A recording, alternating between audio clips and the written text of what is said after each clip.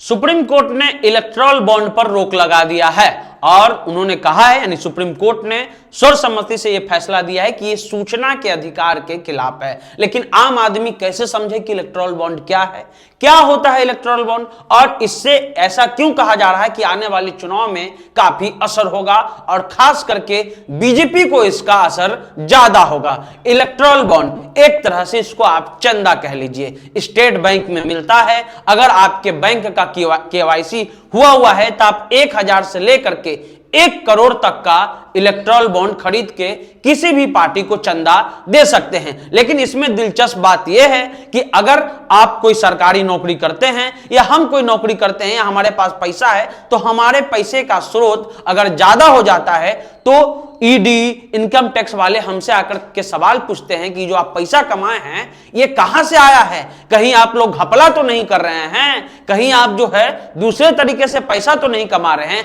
ये आम आदमी से पूछा जाता था। लेकिन इलेक्टोरल बॉन्ड में नियम है कि जो पार्टी को जो चंदा मिलता है, जो एक तरह से जो खास करके पूंजीपति लोग हैं वो जो चंदा देते हैं, उसका कोई भी ब्यौरा सरकार नहीं मांग सकती। और जो मान लीजिए कि आपको कोई काम है किसी राजनीतिक पार्टी से, तो आप क्या कीजिए कि इलेक्टोरल बॉन्ड के तहत जो है जाकर के उनको चंदा दे दीजिए, और इसको रिश्वत के रूप में भी देखा जाता था। लेकिन इसमें नियम यह था कि कितना चंदा आ रहा है, कौन चंदा दे रहा है, यह सब गुप्त रहेगा। जी, आप टैक्स भरते हैं उसकी पूरी जानकारी दीजिए, लेकिन जो राजनीतिक पार्टी हैं उनको जो चंदा मिलता है उसका जानकारी नहीं देना है। यह ऐसा कानून 2018 में नोटिफाई किया गया इलेक्टोरल बॉन्ड को अरुण जेटली के समय। यानी कि आप किसी पार्टी को चंदा देते हैं, आपका जो नाम है, आपका जो कंपनी है, उसको गुप्त रखा जाएगा। इसलिए इस पर लगातार सवाल उठ रहे थे। लेकिन आपको बता दें कि इलेक्शन कमीशन, आरबीआई, चुनाव आयोग, तीनों ने कहा कि इलेक्टोरल बॉन्ड क्या है, गलत है। लेकिन इसके बावजूद ईमानदार मोदी सरकार ने कहा कि इलेक्टोरल बॉन्ड से कोई परेशानी नहीं है। आप कहिएगा कि भैया मोदी सरकार ने क्यों कहा?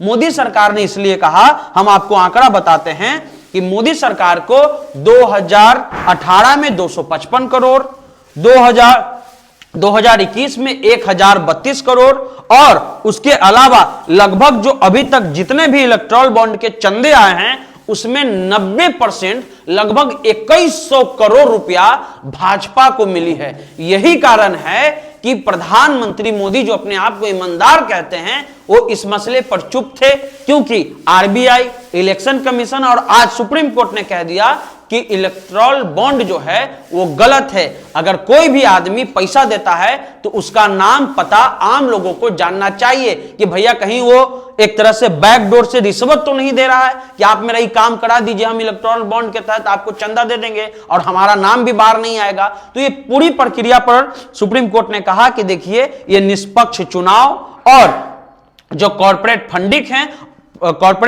है और सबसे बड़ा चीज जो सूचना का अधिकार है उसके ये खिलाफ है। यानी कि ये जो कानून है, ये जो इलेक्टोरल बॉन्ड है, अब आपको अगर इसको सही करना है तो कौन पैसा दे रहा है, क्यों पैसा दे रहा है, किस खाते से पैसा दे रहा है, ये जानकारी आपको देनी होगी। अब तक ये नियम था कि आप गुप्त रूप से सरकार को पैसा जो है उनके अकाउंट में ठेल दीजिए और कोई आपको पूछताछ करने वाला नहीं है। लेकिन आज से यह रोक लग गया। 2024 का जो चुनाव होगा इसका काफी असर होगा, क्योंकि जो कॉर्पोरेट फंडिंग है लगभग 2100 करोड़ रुपया भाजपा को मिली है। 100 में से 90 रुपया जो इलेक्टोरल बॉन्ड आ रहा है वो भाजपा को मिल रहा है। इसलिए प्रधानमंत्री, इलेक्शन कमीशन, सुप्रीम कोर्ट और चुनाव आयोग के विरोध के बावजूद भी इसको सही ठहरा रहे थे और इलेक्टोरल बॉन्ड का यूज हो रहा था। अब से फिलहाल इस दिन से इलेक्टोरल बॉन्ड का इस्तेमाल नहीं होगा। जो चुनावी खर्च होता है, जिसके बारे में कहा जाता है कि विधायकों को 100-100 करोड़,